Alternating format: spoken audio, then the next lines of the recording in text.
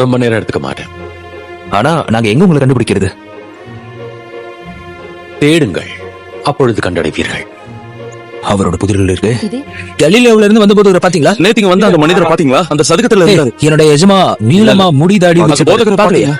நாசரேத்தின் இயேசுன்னு அவரை சொல்லுவாங்க. அவர் இந்த வழியா போனாரா? இல்ல என்னப்பா ஆ? தெரியாது. நீங்க போதகர் இயேசுவை பாத்தீங்களா?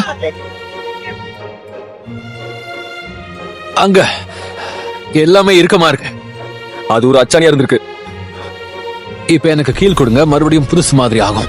சரி. நீங்க இதுல கை தேர்ந்தவரா இருக்கீங்க. நீங்க இந்த ஊர்லயே தங்கி ஒரு கடையை திறந்திருக்கேன். நான் திறக்கவா? ரவி